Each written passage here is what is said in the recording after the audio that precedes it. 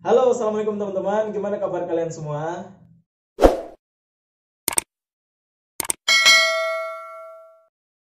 Alhamdulillah hari ini telah hadir di sini teman saya Ustadz Yami yang masya Allah beliau ini adalah seorang yang selalu memberi motivasi kepada orang lain, kepada teman-temannya, dan juga insya Allah selalu amar ma'ruf nahi munkar. Dan saya termasuk orang yang termotivasi oleh beliau sehingga saya mengundang beliau untuk kita ngobrol di sini, yaitu ngobrol santuy. Karena beliau orang yang spesial, jadi saya akan membahas sesuatu yang spesial juga. Ya, walaupun tidak semuanya, tapi setidaknya secuil dari sesuatu yang spesial ini bisa menjadi manfaat bagi kita semua, yaitu tentang Universitas Islam Madinah. Sebenarnya kita nanya dulu nih, gimana kabarnya Ustadz Yamin? Alhamdulillah, ya. Masya Allah. Antum gimana kabarnya? Alhamdulillah sehat. Alhamdulillah. Masya Allah. Hayakumullah. Alhamdulillah kita masih dikasih kesehatan semua. Semoga teman-teman juga sehat-sehat semua ya. Jadi sebenarnya ini pertanyaan ini belum ada di vlog saya sebelumnya, belum ada di ngobrol sebelumnya, ngobrol santuy sebelumnya. Pertanyaan tentang kenapa sih harus Universitas Islam Madinah, sementara kan kampus-kampus lain kan banyak juga seperti itu. Nah, itu alasannya gimana? Bismillahirrahmanirrahim. Alhamdulillahirabbil alamin. Wassallallahu wasallim wa barik ala nabiyyina Muhammad wa ala alihi wa sahbihi wa man sara ala darbihi wa tamassaka bi sunnatihi ila yaumiddin wa sallama tasliman katsiran amma ba'd. Pertama-tama saya ucapkan terima kasih kepada sahib ana Ustaz Afif. Mudah-mudahan pertemuan kita ini dinilai ibadah oleh Allah Subhanahu wa taala. Amin. Kemudian yang kedua, apaan anak orang spesial? Antum ini katanya santai. Ternyata ada kelebayan sedikit. Oh iya, sedikit lah. Enggak apa-apa. Ma ana illa tuil bil ilm. Kemudian pertanyaan tadi, memang subhanallah, kenapa Universitas Islam Madinah? Padahal banyak lagi universitas lainnya, itu juga ada di Ummul Qura Mekah, kemudian juga betul. Di Qasim, kemudian juga di Riyadh. Betul. Memang subhanallah Ustaz, salah satu poin utama kenapa memilih Universitas Islam Madinah adalah karena di dalamnya Rasulullah SAW. Kemudian Allah Subhanahu wa taala tentunya memilih untuk nabinya Muhammad SAW itu sesuatu yang paling baik. Di antara yang terbaik itu yang paling baik.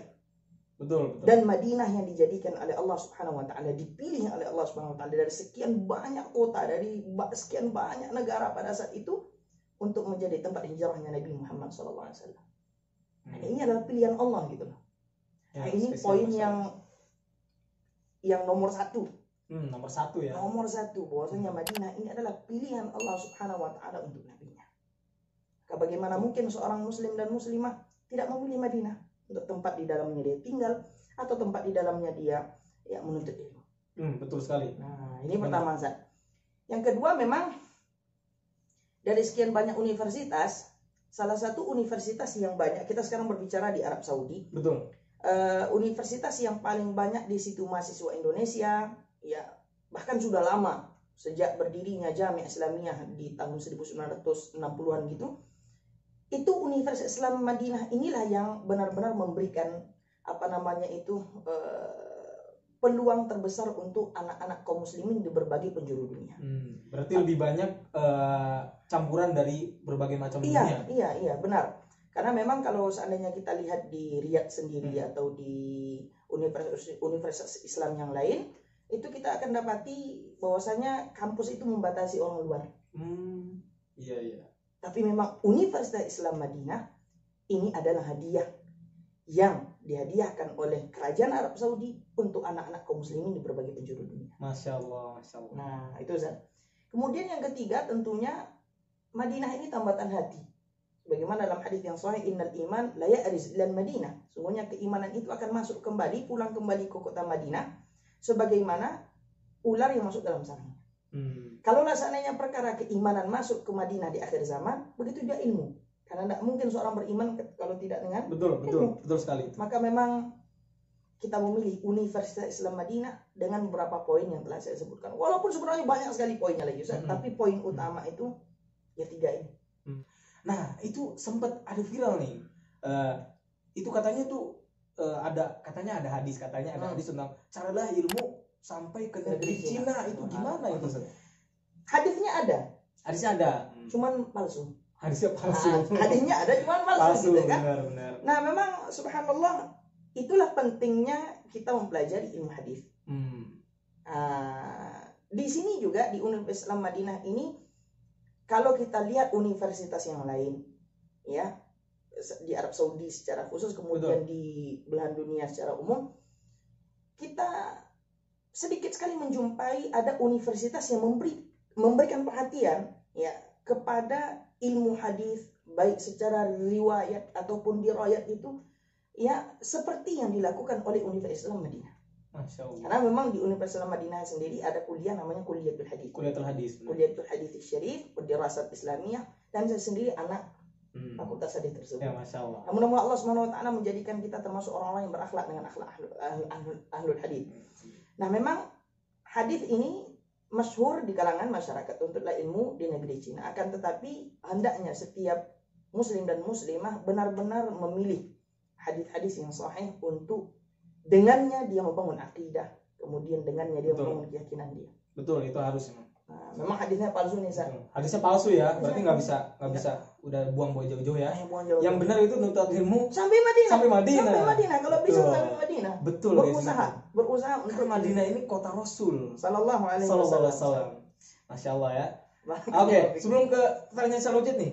Jadi waktu Ustadz ini sebelum masuk Madinah, apakah daftar ke universitas lain atau cuman di UIN saja ini? Nah, memang sebenarnya sebelum saya masuk Universitas Islam Madinah dan sebelum Allah SWT memberikan rezeki saya untuk masuk ke sini, ada terbetik untuk daftar ke kampus-kampus yang lain, seperti Ummul Qura, Makkah, begitu juga di Qasim, begitu juga di Libya juga, ya banyak.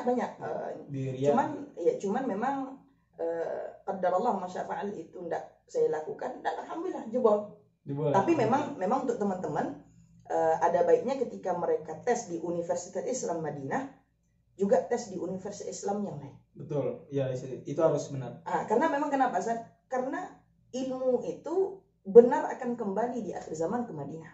Akan tetapi hal itu tidak membuat orang atau menghalangi seseorang itu untuk menuntut ilmu di tempat yang lain. Ya betul. Karena memang ada athar yang sahih bahwasanya Salmanul Farisi radhiyallahu anhu berkata, "Innal ard la tuqaddisu ahada." Sungguhnya bumi Madinah ini, tanah suci ini tidak akan mensucikan orang yang berada di dalamnya.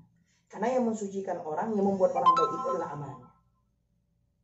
Nah, ini perlu untuk teman-teman kita ketahui bahwasanya kalau seandainya dia daftar di Madinah, daftar di Universitas Islam yang lain. Kalaupun dia nggak lulus di Madinah, dia harus belajar di tempat yang lain. Iya, betul. Jadi tidak menggantungkan gitu. Iya, tidak wajib.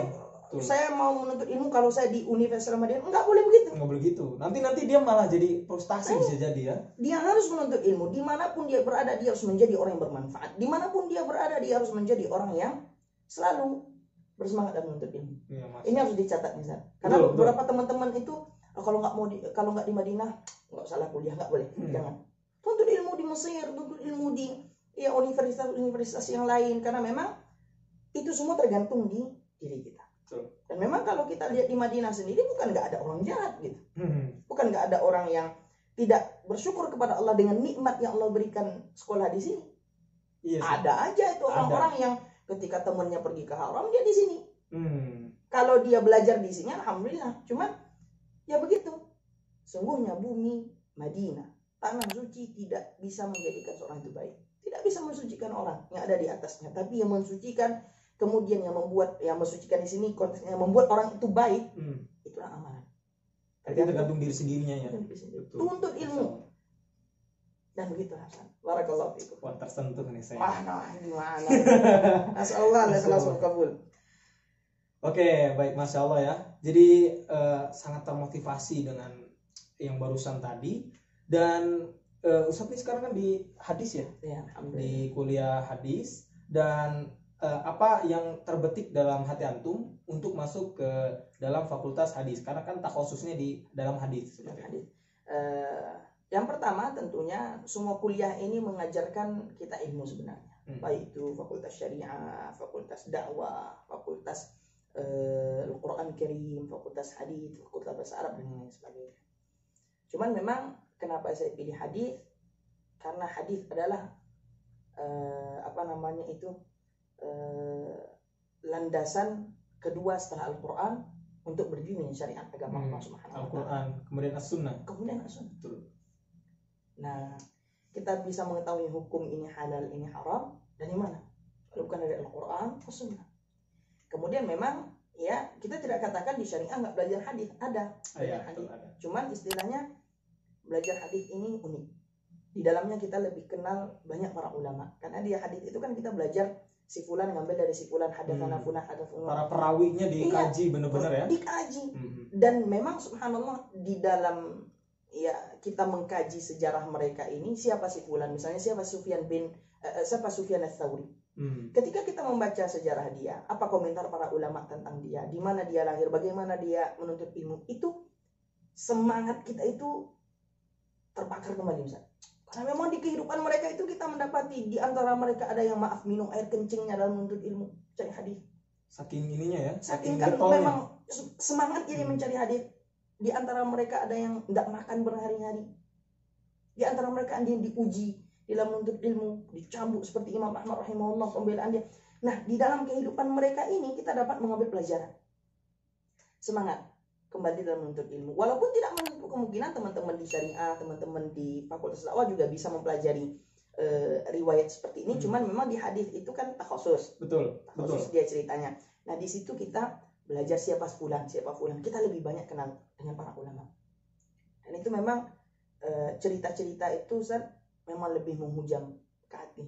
Karena lebih menusuk. Iya, ketertarikan kita dengan cerita itu kan lebih dibanding misalnya kita baca kitab tauhid. Walaupun penting itu, lebih penting tauhid. Cuman ketika kita membaca cerita itu ada semacam Masya Allah gitu. Jadi ada semacam genjotan seperti Masya Allah beliau bisa seperti ini gitu loh. Maksudnya kadang itu ulama mengerjakan suatu amalan yang nggak masuk akal saking subhanallahnya, Masya Allah memang gitu. Semangat mereka, kemudian memang mereka itu mukhlis liwajhillah. Mereka benar-benar ikhlas mengharap ya Allah gitu. Dan dari sejarah itu kita bisa belajar bahwasanya sekarang ini tidak ada uzur bagi kita untuk tidak belajar. Mereka itu dulu subhanallah untuk mencari satu hadis saja mereka berjalan, menyiapkan perbekalan dari Baghdad, mereka datang ke Khurasan, bukan seperti sekarang ya kan. Kalau sekarang subhanallah nih HP tinggal klik, ada aplikasi langsung 9 kitab. 9 kitab langsung. Jadi istilahnya sekarang ini tidak ada uzur kita. Dan ini salah satu yang mendorong kami pribadi untuk masuk ke kuliah hadis. Walaupun memang sebenarnya ahlul hadis itu memiliki keistimewaan tersendiri. Iya, terus. Bahkan para ulama kita, para salaf rahimahumullah berkata, siapa yang membenci ahlul hadis, ketahui ada masalah di dalam dirinya. Ahlul hadis itu istimewa karena memang mereka lah yang menghabiskan waktu mereka, hidup mereka berkhidmat untuk hadis-hadis Rasulullah SAW. Saya jadi termasuk kemotivasi untuk masuk hadis nih. Jadi seperti itu guys, gambaran singkatnya tentang kenapa harus memilih Universitas Islam Madinah dan kenapa kenapa harus milih kuliah hadis gitu kan. Itu dalam penjelasan singkat tadi sebenarnya masih banyak sekali keutamaan dan kelebihannya juga kan. Walaupun semua kuliah ini ada keutamaannya. Betul, ada keutamaan. Dan semuanya di bawah keutamaan menuntut ilmu syar'i. Karena Allah SWT mengangkat derajat orang-orang yang berilmu. Konteks orang berilmu di sini bukan ilmu-ilmu duniawi, tapi memang ilmu agama semuanya. Dan semuanya itu dari hadis gitu. Iya, sumber. Nah, dan sebetulnya ada juga sebagian teman-teman yang tak tafakhur gitu kan. Kuliah hadis lebih utama, kuliah syariah. Enggak. Kita saling melengkapi. Iya. Man la yudraku kulluhu la yudraku julluhu. Kalau enggak bisa ngambil semuanya, minimal jangan ditinggal semua gitu. Iya. Barakallahu fikum, Ustaz. Jadi, untuk segmen terakhir ini Ustaz ya. Tadi terima kasih udah ngejelasin segala macamnya, walaupun singkat tapi masya Allah sangat bermakna ya, dan sangat istilahnya berfaedah sekali bagi orang yang mendengarnya insya Allah. Kemudian ini terakhir nih, kasih ya sebut sepatah dua kata motivasi untuk Banyak para- patah nanti. ayo, ya nggak usah patah-patah. Nggak usah patah-patah. Ini Lanjut sepatah aja. dua patah nih, banyak patahnya nanti. Banyak patah, benar. Nah, insya Allah. Jadi untuk para viewers ini loh, para teman-teman dari yang nonton ini video ini, insya Allah. Aku udah musta'inan billah. Nasihat pertama adalah untuk diri saya pribadi dan untuk kita semua, untuk bertakwa kepada Allah Azza wa Jalla, karena memang ini adalah wasiat yang paling lama. Walaqad wasaina alladziina utul kitaba min qablikum wa iyyakum an tattaqullah. Allah SWT telah mewasiatkan kepada orang-orang sebelum kalian dan kepada diri kalian, kepada kalian semua wahai umat Muhammad, untuk bertakwa kepada Allah Azza wa Jalla. Bertakwa jadikan ya, antara dirimu dan azab Allah itu wiqayah, pembatas. Dengan engkau menjalankan apa yang diperintahkan oleh Allah dengan petunjuk cahaya Al-Quran dan Sunnah, dan meninggalkan apa yang dilarang oleh Allah Subhanahu wa Ta'ala dengan petunjuk Al-Quran dan Sunnah. Kemudian yang kedua, hendaknya selalu berusaha untuk menuntut ilmu. Menuntut ilmu. Betul. Jadi yang pertama bertakwa kepada Allah dimanapun berada. Dimanapun berada. Yang kedua adalah selalu menuntut ilmu. Selalu menuntut ilmu. Jangan sampai mati menuntut ilmu. Dan ambil ilmu itu dari mereka yang benar-benar sudah punya kapasitas dalam ilmu itu sendiri. Jadi kita lihat ini ya, posisi orang yang pengajarnya juga. Pengajar harus dilihat. Jadi jangan kemudian ketika retorikanya bagus, kemudian dia juga pandai ngelawak. Wah, masya Allah, enggak. Justru kalau di Indonesia Ustaz, yang pandai ngelawak itu malah banyak yang ini, banyak mustamil. Nah, itu yang jadi itu yang ingin kita itu berikan kepada masyarakat, bahwasanya metode kita dalam mengambil ilmu itu lihat guru. Gurunya dapat pendidikannya gimana? Siapa guru-gurunya? Karena memang al-ilmu din, ilmu itu agama. Fanzuru amman ta'khudhu dinakum.